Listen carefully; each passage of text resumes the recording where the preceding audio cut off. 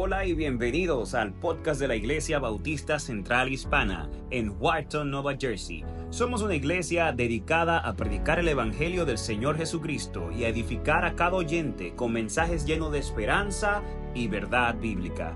Nos alegra que estés aquí y esperamos que este tiempo sea de bendición para tu vida. El episodio de hoy tendremos los pilares de nuestra esperanza, basado en Primera de Pedro, capítulo 1, versos 3 al 9. Primera epístola del apóstol Pedro, en el capítulo 1, los versos 3 al 9. Primera de Pedro, capítulo 1, versos del 3 al 9. Así que si su condición física le permite, pues vamos a estar en pie en lectura de estos versos. Hoy comenzamos una serie de mensajes basados en la primera epístola del apóstol Pedro. El tema de la serie es la esperanza viva. Jesús, la esperanza viva. Ese es el tema de toda esta serie de mensajes que vamos a comenzar en la tarde de hoy. Y el mensaje de hoy, el primero de esta serie, le hemos titulado los pilares o los fundamentos de nuestra esperanza. Los pilares de nuestra esperanza. Y dice así la palabra del Señor en el nombre del Padre, del Hijo y del Espíritu Santo. Dice así: bendito sea el Dios y Padre de nuestro Señor Jesucristo, que según su grande misericordia nos hizo renacer para una esperanza viva, por la resurrección de Jesucristo de los muertos, para una herencia incorruptible, incontaminada e inmarcesible, reservada en los cielos para vosotros, que sois guardados por el poder de Dios mediante la fe, para alcanzar la salvación que está preparada para ser manifestada en el tiempo postrero, en lo cual vosotros os alegráis, aunque ahora por un poco de tiempo, si es necesario, tengáis que ser afligidos en diversas pruebas, para que sometida a prueba vuestra fe, mucho más preciosa que el oro, el cual, aunque perecedero, se prueba con fuego, sea hallada en alabanza, gloria y honra, cuando sea manifestado Jesucristo, a quien amáis sin haberle visto, en quien creyendo, aunque ahora no lo veáis, os alegráis con gozo inefable y glorioso, obteniendo el fin de vuestra fe, que es la salvación de vuestras almas. Pueden sentarse, mis queridos hermanos.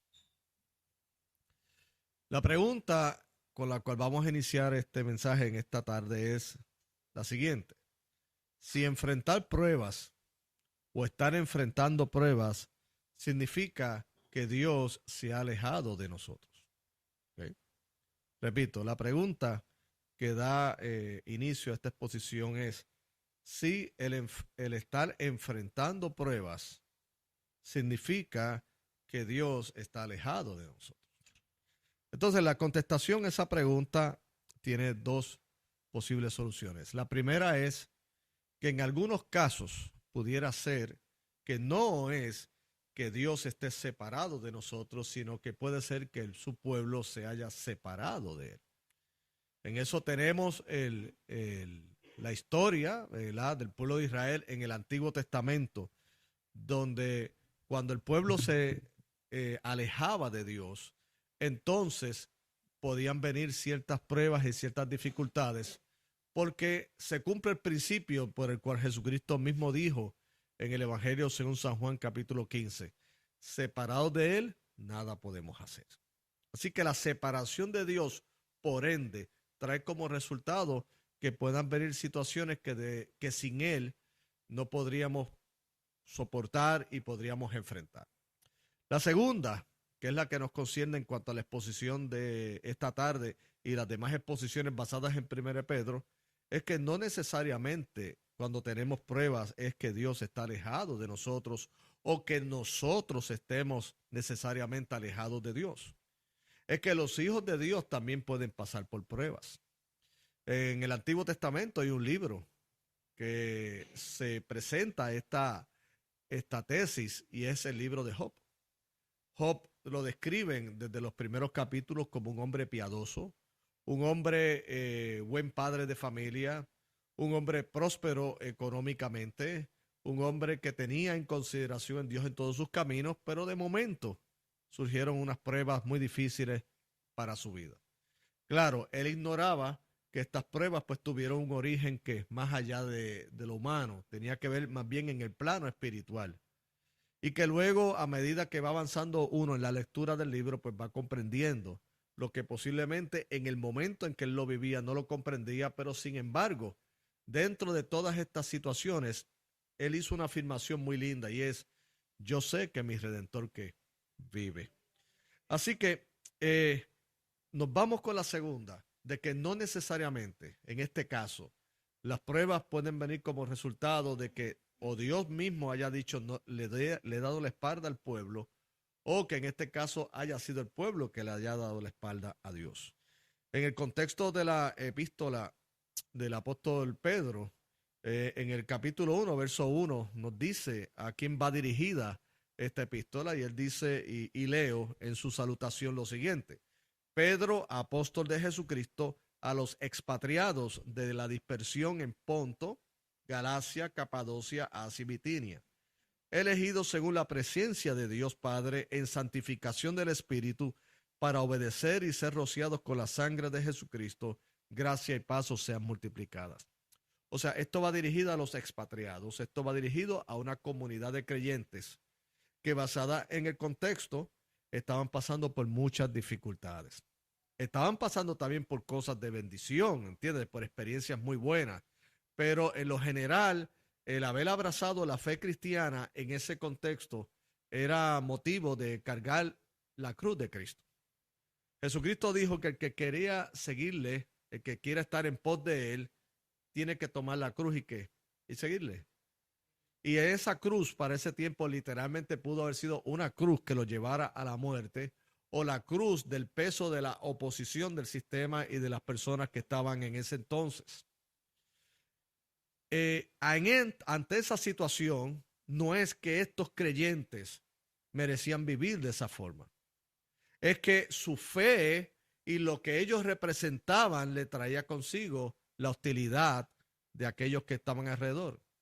Es como fue el caso, según nos los presenta el libro de Génesis, en los primeros capítulos, el capítulo 4, donde hubo el primer homicidio, por lo menos que lo vemos a través de la narración del libro de Génesis, y fue ese homicidio entre dos hermanos, Caín y Abel. ¿Qué hizo Abel para merecer el odio e inclusive la razón para que él fuese asesinado? Pues no le dio ninguna razón, porque Abel simplemente ofrecía a Dios excelentes sacrificios. Abel no estaba en competencia con su hermano. Abel sencillamente hacía lo que sus convicciones le dictaban, y era darle lo mejor al Señor. Pero sin embargo, para Caín, eso era algo que le resultaba molestoso, porque le hacía lucir mal, porque las ofrendas de Caín no fueron agradables ante los ojos de Dios. ¿Y qué hizo? Procedió a asesinarlo. Y vemos en las Escrituras muchos casos de personajes que por sus convicciones, por amor a Dios, por querer hacer el bien, lamentablemente no tuvieron un desenlace humano como hubieran querido. O sea, algunos fueron asesinados, algunos fueron perseguidos. Pero sin embargo, estas personas, dice el autor de los Hebreos en el capítulo 11, que ellos no tenían su mirada puesta en este mundo, sino que tenían puesta su mirada en la ciudad celestial, que no estaba hecha de manos de hombres, sino de la mano de Dios. Y que ellos por la fe se sostuvieron precisamente por esas esperanzas. Basado en todo esto, que precisamente es un hilo común dentro de las Escrituras, en esta exhortación de la tarde de hoy, en lo que tienen que ver identificando los pilares de nuestra esperanza cristiana, nos unimos a lo que la Escritura nos dice y lo vamos a presentar. ¿Por qué? Porque sencillamente, independientemente de cuál sea la situación que usted esté pasando, todos pasamos por situaciones difíciles. En algunos momentos más que otros, pero sí pasamos por situaciones difíciles. Algunas diferentes. O sea, la prueba y la lucha que puede estar enfrentando un hermano aquí puede ser muy diferente a la que su mismo hermano de la iglesia esté pasando. El asunto es que las pruebas en sí mismo traen cierta confusión, traen distracción, traen tristeza. Pero hay algo que, aunque las pruebas pueden ser diferentes y afectan de la misma manera, sin embargo, sí coincidimos en tener la misma fe que nos afecta positivamente de la misma manera. Así que los pilares que vamos a estar mencionando, porque son pilares que a mi juicio el apóstol Pedro los está utilizando, porque la epístola del apóstol Pedro es llevarle palabras de gozo y de ánimo a la iglesia, a los creyentes, a esos expatriados que estaban de la dispersión de Ponto, Galacia, Capadocia, Asia y Bitinia, y que por el Espíritu Santo nos trae exhortación a nosotros hoy, por ser ¿qué? Palabra de Dios. Porque somos elegidos por el Señor, como bien dice en su salutación. Hemos sido separados por el Señor para obedecer y ser rociados con la sangre de nuestro Señor y Salvador Jesucristo. Entonces, nosotros recordando, si este es el caso, pero puede ser el caso que para algunos hoy sea aprender acerca de estos pilares, entonces nos aseguramos y los abrazamos de tal manera que los hacemos parte de nosotros para enfrentar los retos que podemos estar pasando, pero recordemos que en las manos de un Dios soberano y un Dios de amor, sencillamente todo es por un tiempo, porque luego vendrán los momentos de refrigerio. Como le dije, los destinatarios de la iglesia o de los creyentes de esta epístola del apóstol Pedro, batallas. Y usted cuando, por ejemplo, mencionemos Santiago, esta epístola, o mencionemos otras epístolas del apóstol Pablo, pareciera como si estuviéramos repitiendo este mismo contexto, pero es que ese era el contexto. Los cristianos del primer siglo no se les hizo fácil mantener sus convicciones para que las mismas luego fueran preservadas y fueran mantenidas por las demás generaciones. El apóstol Pedro, inspirado por el Espíritu Santo, comienza a decirle a ellos lo que yo llamo el primer pilar de nuestra esperanza. Y el primer pilar de nuestra esperanza, de acuerdo al orden de la narrativa, es la resurrección de Jesús. Escuche bien, la resurrección de Jesús. El verso 3 se expresa pareciera como el apóstol Pablo en la epístola a los Efesios, cuando dice, bendito sea el Dios y Padre de nuestro Señor Jesucristo. Parece que es una manera de la iglesia primitiva comenzar una oración, empezar una exhortación que tiene que ver con ánimo, exaltando al Señor. Dice, bendito el Dios y Padre de nuestro Señor Jesucristo, que según su grande misericordia nos hizo renacer para una esperanza como viva por la resurrección de Jesucristo de los muertos. Nosotros estamos próximos en las próximas semanas, porque esto está pasando muy rápido, a finales de marzo, principios de abril, celebrar todo lo concerniente con la crucifixión de Jesucristo. Pero para nosotros la crucifixión es muy importante porque tiene que ver con la expiación de nuestros pecados. Pero el domingo celebramos la resurrección de Jesucristo, que tiene que ver de la victoria de Jesús sobre la muerte. Y él atribuir esa misma victoria a nosotros, los que creemos por él a través de la fe.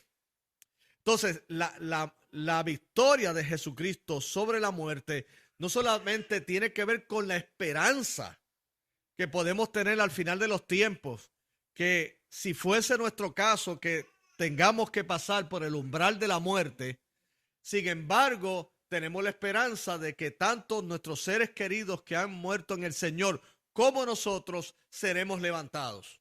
Implica que la vida no ha tenido su punto final con la muerte, puesto que ya la muerte no tiene ese poder, porque ha sido vencido por Cristo en la resurrección. Ahora, en el carácter práctico, porque esto no solamente es del plano escatológico, sino desde el plano de ahora, nosotros tenemos una esperanza, como dice Pedro, una esperanza viva. O sea, una esperanza real. Esa esperanza real basada, dice, por la resurrección de Jesucristo de los muertos. No solamente que porque esa resurrección nos trae todo lo que yo acabo de mencionar en cuanto a los tiempos finales, sino que también al recordar el poder de Jesucristo en la resurrección, nos hace también llevar a la idea de que a través de la fe en el Cristo resucitado, en el Cristo que está vivo, en el Cristo que es real, porque nosotros hoy aquí, como he dicho en otras ocasiones, no nos reunimos a conmemorar a Jesucristo. Nosotros nos reunimos para adorar y celebrar a Jesucristo porque Él está presente, porque Él vive y reina para siempre, porque Él es el mismo ayer, hoy y por todos ¿qué? Los siglos. Entonces, como Cristo resucitó, entonces nuestra fe, como dijo el apóstol Pablo a los Corintios, no es vana. Nuestra fe, por cuanto Él resucitó, no es una esperanza utópica que nos hemos imaginado. No, es una esperanza que viva, porque implica que hemos sido redimidos de nuestros pecados. Implica que nosotros hemos sido aceptados por Dios a través de Jesucristo. E implica que Él está con nosotros como Él bien lo prometió a sus discípulos. Yo estaré con vosotros todos los días hasta el fin del mundo. Cuando Él anunció, de acuerdo a Juan capítulo 14, versos del 1 en adelante, que Él tenía que partir, pero al mismo tiempo le dijo, no se turbe vuestro corazón ni tenga miedo, porque donde yo voy a preparar una morada para que donde yo estoy también ustedes estén. Porque les envío el Consolador, el Espíritu Santo que estará con vosotros. En otras palabras, puesto que Él resucitó y es parte de la bendita Santísima Trinidad, nosotros gozamos de su presencia hoy en nosotros. Y claro, su presencia en aquellos que han creído. Porque como dijo el apóstol Pablo en Romanos 8:28, y sabemos que a los que aman a Dios todas las cosas obran para bien. Pero no podemos utilizar ese verso como quien se aplica a toda persona en el sentido de que el mismo solamente está limitado a los que creen en Dios. Y sabemos que todas las cosas obran para bien, esto a los que de acuerdo a su propósito han sido llamados. O sea, todas las situaciones de la vida van a tener un desenlace de obrar para bien para los que han creído en Jesucristo. Así que en ese sentido es una promesa amplia para los creyentes, pero no tan amplia como para extenderlo a la humanidad, puesto que aquel que se ha negado a creer en Jesucristo, él mismo se ha privado de estas promesas. Él mismo se ha privado de tener esta esperanza viva. Aquel que niega a Jesucristo y que aún más niega la resurrección de Jesucristo, que aún más niega la historicidad de Jesucristo, lamentablemente está muerto en sus delitos y pecados. Lamentablemente, estos pilares de los que estoy compartiendo no son parte de ustedes, pero no porque nosotros lo deseemos, no porque el Señor lo desee, es porque tristemente tu corazón no ha querido estar alineado con Dios a través de la fe en Jesucristo. Ahora, aquí mientras hay vida y esperanza, así que no es ocasión para ponerse triste si ese fuese el momento o la situación. Si no tienes a Cristo, yo te invito a que vengas a Cristo. Yo te exhorto de todo corazón que ya dejes a un lado todo tu orgullo, todo tu ego, todo lo que tiene que ver con lo que obstaculiza que te acerques al Señor.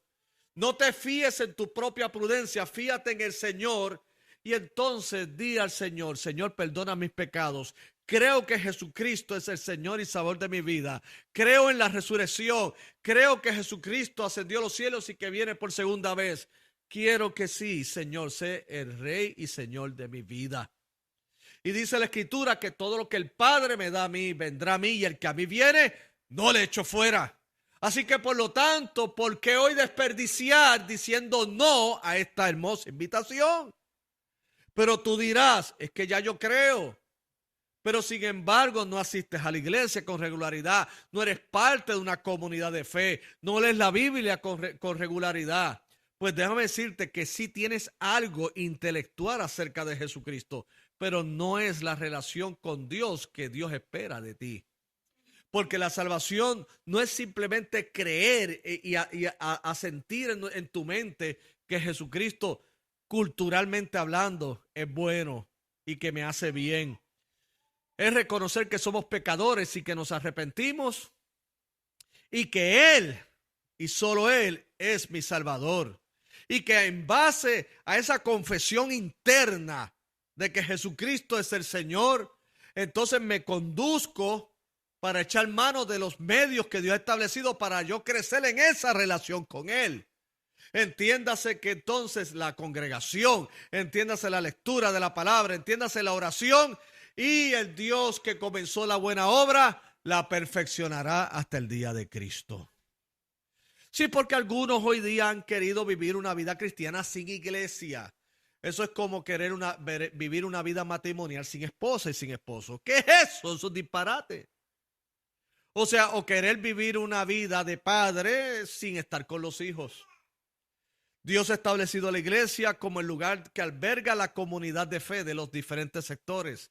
Esto es una familia de fe, donde no solamente apreciamos la amistad y nos beneficiamos espiritualmente hablando de los dones y de las capacidades que tiene cada hermano, donde nos unimos y crecemos juntos, sino que sobre todo también el Señor ha decidido morar en medio de nosotros, estar presente y bendecirnos como comunidad, y como comunidad crecer ¿qué? En el Señor. O sea, no hay tal cosa como algo de que yo amo al Señor y simpatizo con el Señor, pero sin embargo no quiero estar en la iglesia. Sé que hoy día, en términos humanos, hay ciertos sectores de la iglesia que nos han decepcionado, que han habido líderes religiosos que en lugar de ser los protectores de la grey, han sido lobos vestidos de ovejas, que han venido falsos profetas, pero de eso Jesucristo nos advirtió. Pero mi hermano, la gran mayoría de aquellos que somos la iglesia del Señor, por su gracia, somos legítimamente el pueblo de Dios. Donde lamentablemente ha habido estas situaciones que ha trastocado, que ha herido a personas que sinceramente han buscado de Dios. Sin embargo, le digo algo, hay familias saludables de fe en todas las partes del mundo. Hay pastores que aún con sus imperfecciones aman a Dios de todo corazón y no tienen otra agenda que no sea glorificar a Dios a través de ¿qué? De amar a la iglesia que Dios le ha puesto para su dirección y también para crecer con ellos y demostrar la compasión de Cristo. Oh sí, mis queridos hermanos, por lo tanto, quito todo obstáculo humanamente posible porque los espirituales los quitará el Espíritu Santo de tu alma. Y orándole al Señor que vengas a Jesucristo para que seas parte de esta esperanza viva y puedas decir, como dijo el apóstol Pablo, que para los que aman a Dios todas las cosas obran ¿para qué? Para bien. Así que el primer pilar es la resurrección. Sin Cristo resucitado, hermanos, no hay esperanza viva. Jesucristo hubiera sido reducido simplemente a un buen hombre que dijo cosas buenas, que buscó la unidad y la paz del mundo, pero hasta allí dejó y ahí quedó. No, Jesucristo, su resurrección, nos da la esperanza futura, pero hoy gozo de que ora al Señor y está Jesucristo a la diestra del Padre intercediendo por cada uno de nosotros. Y eso me da esperanza, porque este mundo está difícil, hermano. Los medios continuamente estamos recibiendo una infusión continua de noticias lamentables. No solamente desde el punto político o del mundo militar, sino inclusive de noticias que a veces tocan hasta lo más cercano de las fibras de las personas, en términos de muertes inesperadas, en términos de situaciones de injusticia, tantas cosas que no son nuevas. Hay personas que pueden decir, oh, estos tiempos de hoy están más difíciles que los de antes. No le diga eso a un cristiano del primer siglo. No le diga eso. Claro, ellos no están presentes aquí físicamente, pero déjeme decirle, todos los creyentes y todos los seres humanos en las diferentes épocas de la vida han tenido situaciones difíciles. Pero todos los creyentes de las diferentes épocas se han levantado porque Cristo reina entre ellos. Y también reina entre nosotros. ¿Por qué? Porque Cristo que resucitó. Pedro les hizo recordar, él nos hizo renacer para una esperanza viva, una esperanza real por la resurrección de Jesucristo de los muertos. Entonces, el segundo pilar que nos lleva, en este caso, de manera lógica y consecuente, de acuerdo al argumento de Pedro, es la herencia que tenemos en los cielos.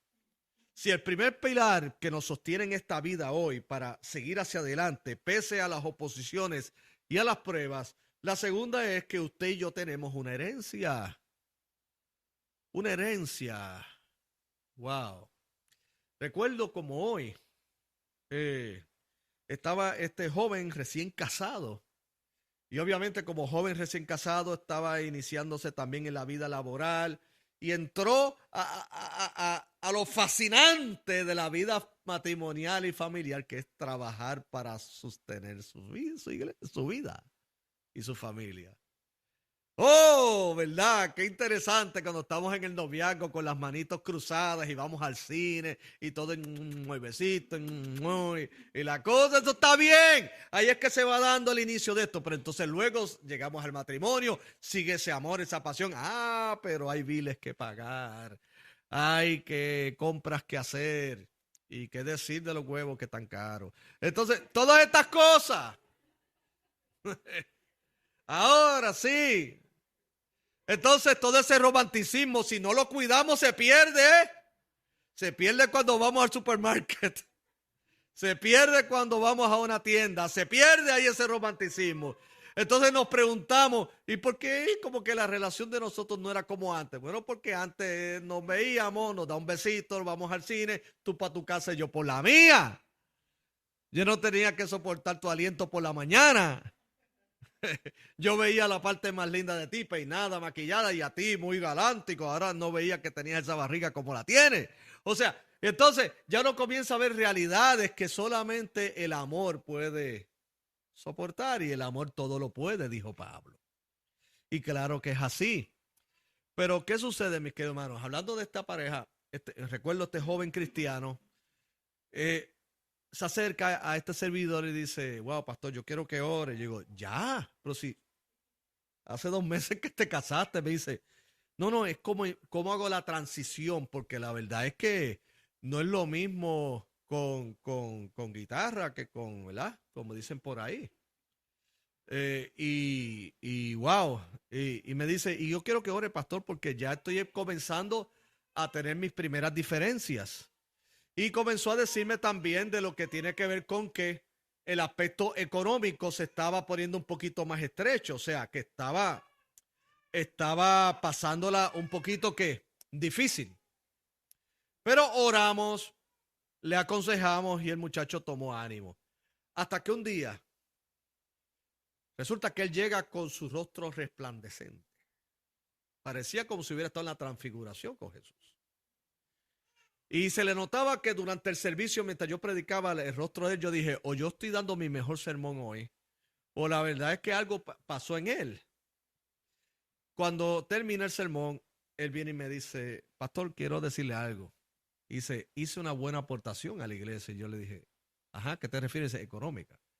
Y yo, pues qué bueno. Y dice, ¿sabes por qué? Yo no sabía que yo tenía una herencia. Resulta que él nunca había conocido a su papá. Pero sí su papá lo había reconocido. Y cuando él murió le dejó un estate, lo que le llaman la herencia. Y se la dejó bastante sustancial. Bueno, hermano, lo suficiente para que el rostro de ese joven resplandeciera. Pero ¿saben algo? Él fue agradecido y primero dio una buena aportación a la iglesia. Y no es porque las iglesias estemos pensando en dinero, pero sí las iglesias pagamos las cosas. Y para ese tiempo la iglesia tenía unos proyectos que esa aportación en sí cayó como anillo al dedo. O sea, Dios lo bendijo a él y bendijo a la iglesia, que lo necesitaba en ese momento. Pero lo interesante es que él me dice, wow, me dijo él, hay veces que nos conducimos en la vida desconociendo que posiblemente tenemos una herencia. Claro, no le estoy diciendo ahora que se ilusione con que posiblemente haya un tío que le haya dado una herencia. Este no es el propósito de mi analogía. Dios permita y la tenga, hermano. Dios permita que haya habido un abuelo, un tío o hasta inclusive una amistad, porque yo he visto herencias de amistades. ¿Lo sabe? Que hay personas que con tantos recursos económicos que en su herencia dicen, y me acuerdo de mi amigo Carlos, Dios obra en eso, Dios. Mi amigo Carlos Pacheco Collado, con nombre completo porque Carlos Pacheco hay muchos en el mundo. Y dijo, esta parte es para él. Pero lo que le quiero decir es que aunque si humanamente hablando no participamos de esa herencia material, sin embargo, de acuerdo a la palabra del Señor, tenemos la herencia en los cielos. Usted, hermano, sí tiene herencia. Dice aquí que por la misma resurrección de Cristo de los muertos, Él nos hizo renacer para una herencia, pero miren cómo Él la enfatiza, incorruptible. Las herencias que podemos recibir en vida son muy bien recibidas, pero son corruptibles. Pueden hoy estar y mañana no estar, de acuerdo a cómo lo manejes. Pero como dijo el Señor, haceos tesoros en los cielos donde el orín ni nada corrompe. Nuestra herencia es incorruptible, o sea, Cristo ganó nuestra herencia en los cielos y no hay nada ni nadie que nos las pueda quitar. Entonces, los creyentes del primer siglo, los creyentes de todas las épocas, se mantenían mirando esa herencia, se mantenían diciendo, yo no soy lo que, mi valor está en la ciudadanía que tengo en los cielos. O sea, el apóstol Pablo dijo, nuestra ciudadanía está en los cielos. Allá en los cielos, mis queridos hermanos, Dios, por el sacrificio perfecto de Cristo, ha ganado tantas cosas para nosotros los pecadores. Por su gracia tenemos un lugar donde morar. Por su gracia tenemos una comunidad eterna con la cual compartir.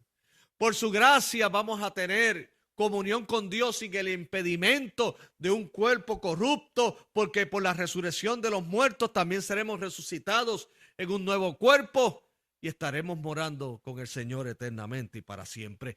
Tenga esperanza. Usted y yo tenemos herencia. Que ahora usted dirá, ay, pero ajá, así es, sí. Pero en el momento en que sus ojos comiencen a cerrarse aquí, porque a no ser que Cristo venga por segunda vez, todos pasaremos por el umbral de la muerte. Nuestros ojos se van a comenzar a cerrar aquí, pero si usted está en Cristo, se abrirán hacia la eternidad. Entonces en ese momento, y solo en ese momento, usted podrá decir, Abba, Padre, lo que decían en esa iglesia tan sencilla que yo iba. No eran palabras huecas, no eran palabras para simplemente llevarme, como dije el domingo pasado, un placebo espiritual. No, es real. Estamos como Esteban, que en medio de las piedras vio a Jesucristo.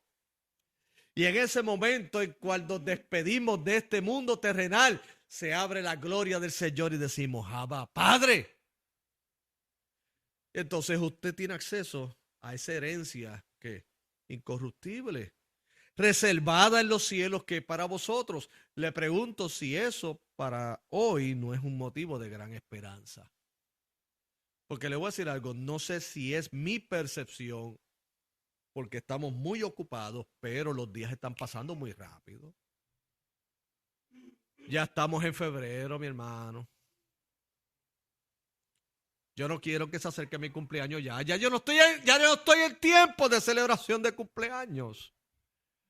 Porque la cuesta no está subiendo. Ahora es que, ¡yétale! Vamos como roller coaster. Vamos para abajo. Cada día que pasa, ya hay una molestia diferente. Ya hay algo que impide que uno se levante como antes de la cama. Ya hay ciertas señales. Ciertas señales. Pero jóvenes que están aquí no se burlen, porque un abrir y cerrar de ojos estarás en estas. Después del tercer piso, cada cosa es posible. Créanme que hay personas que en el tercer piso se marean. Usando la analogía de un edificio. Hay personas que no toman el ascensor aunque sea el tercer piso porque dicen que es mucho. Imagínate cuando sea el quinto o el sexto. Pero saben que lo que quiero decir es que cada día que pasa, hermano, y no quiero que con esto tristeza ni temor, ya estamos diciendo bye bye. Bye bye ¿a qué? Al mundo, bye bye a muchas cosas. Y yo espero que usted, porque tiene fe en Cristo, esté diciendo, ven Señor Jesús. Ven Señor. Porque por un lado implica que ya yo voy abandonando este mundo, pero estoy más cerca al otro. Porque si estoy en Cristo, es bueno eso. Si estoy en Cristo, ya estoy más cerca a Él. Que lo que hoy puedo disfrutar y lo amo sin haberlo visto, pero cuando lo vea, oh mi Señor, qué grande. Porque lo tercero, y culminamos con esta exposición esta tarde, de estos pilares de nuestra esperanza, es, si es la resurrección de Jesús, si es la herencia en los cielos, entonces tenemos el poder de Dios a través de la fe. Dice en el verso 5, que sois guardados por el poder de Dios mediante la fe. Óigame, ¿cuál es el secreto de que hayan personas que puedan, en un sentido, como dijo el apóstol Pablo en una de sus epístolas, ser abatidos pero no derrotados? ¿Ah? ¿Qué quiere decir? Que padecen el embate de una situación, pero sin embargo no son destruidos porque se mantienen firmes, pese a que salgan lágrimas de los ojos. Porque, hermanos, que salgan lágrimas de los ojos no es señal de debilidad y de que Dios no está con nosotros. Es señal de que somos seres humanos y que todo embate puede ser de momento motivo de que nos sacuda. Pero lo que debemos mirar no son las lágrimas, es cómo se mantiene firme aquel que tiene esas lágrimas.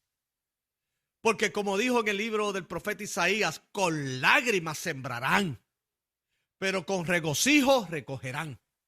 ¿Qué quiere decir? Que mientras vamos en la vida sembrando puede que haya sufrimiento y lloremos, pero lo importante, que es la señal de que es un hijo o una hija de Dios, es que continúa en la labor, porque luego va a recoger. Entonces, ¿qué es el aparente secreto de ese poder? Todo lo puedo en Cristo que me fortalece. Que somos guardados por el poder de Dios mediante la fe. Su fe es un maravilloso regalo de Dios. Su fe es un don. Su fe es el escudo. Su fe, mis queridos hermanos, es lo que nos mantiene firmes. La fe individual, la fe colectiva. Porque, como dice en el verso 6, en el cual vosotros os alegráis, aunque por un poco de tiempo. Y aquí es que yo quiero que usted vea, no se enfoque en la palabra aflicción, sino en un poco de tiempo. En un poco de tiempo. Usted ha ido al médico a tratarse lo que sea, o un dentista a sacarle una muela, o lo que sea, no sé. Pero le dice, ¿sabes qué? Esto te va a doler ahora. No, pero es rápido. Sí, es rápido. Aguante ahí. ¡Ay! Ya. Benditas manos de dentistas de Dios que hacen eso. Hay algunos que tienen unas manos benditas y otras de juicio. Aquí en New Jersey tengo un dentista buenísimo. Yo, le sepas, todos tenemos nuestras fobias. A mí los dentistas es una. Y llegué un día para que salvase la muela. Pero él me dijo, no puedo salvarte la muela. Y yo le dije, ¿qué es lo que procede? Extracción de muela. O sea, ¿me la vas a sacar? Y dijo, sí. Bendito sea el nombre del Señor. Ayúdanos, Padre. ¿Y cuándo será? Me dice, si podemos hacerlo ahora, mejor. Alabado sea el nombre del Señor. Entonces él procedió a ponerme algo que suena horrible. Algo aquí, para chupar la babita y todas esas cosas. Y yo digo, doctor, le voy a decir algo y por favor, que los médicos tienen un juramento que todo lo que es personal es personal. Sí, yo le tengo fobia a esto, no te preocupes. Todos tienen fobia aquí. Pero usted tranquilo. Entonces él puso la cuestión. Y yo me agarré de su mano y él me dijo, pero no me aprietes tanto. Tranquilo, me dijo, tranquilo, porque ya me molesta la mano, porque me agarré a él como cuando hay turbulencia en un avión, me agarro. Entonces él me dice, ¿sabes qué? Yo estaba viendo, a ti te gusta el básquetbol, ¿verdad? Y él, sí, ¡ah! Y dijo, ya pasó, mírala aquí. Alabado sea el nombre del Señor. Pero esa mano santa permite que yo vaya donde él.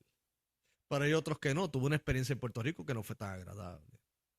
Ese dentista me dijo, usted es un hombre y usted va a aguantar como un hombre. Y yo, sí, pero los hombres lloramos. Y él me dijo, usted tranquilo. Y entonces él Él vino y puso casi su cuerpo encima del mío.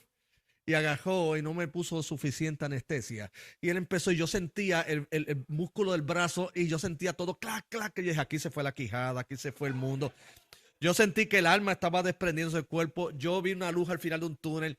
Y él me decía, no, tranquilo, aguanta. Y el lagrimón aquí. Y yo dije, Señor, pasa de mí esta copa. Y él, tranquilo, tranquilo. Ya.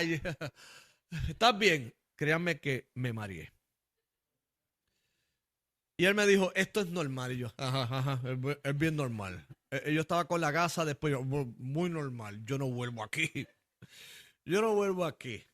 Extrajo la muela, pero por poco extrae mi alma también. Ahora, este otro tiene manos de Dios. Las manos de Dios. Entonces, ¿qué le digo a esto, mis queridos hermanos? El asunto es que es por un poco de tiempo. Porque qué dolor trae una muela cuando molesta. Pero hay momentos en que el Señor nos permite pasar por un momento difícil, pero es un poco de tiempo. Gloria a Dios. Pero pastor, yo llevo tiempo. En relación a Dios es un poco de tiempo. Como dice el autor de los Hebreos en el capítulo 10, espera un poquito más, paciencia, porque el Señor va a atender.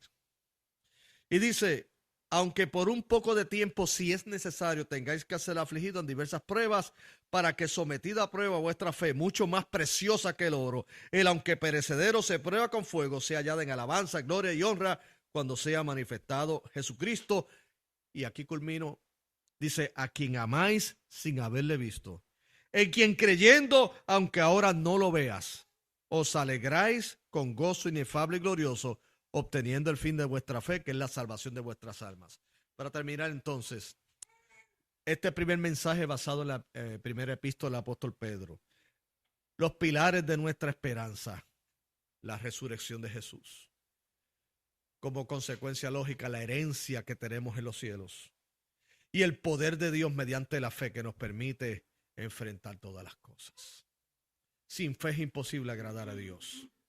Y el pueblo que conoce a su Dios se esforzará y actuará. Iglesia, continúe creyendo que Dios va a seguir haciendo. Denle un aplauso al Señor, vamos a orar.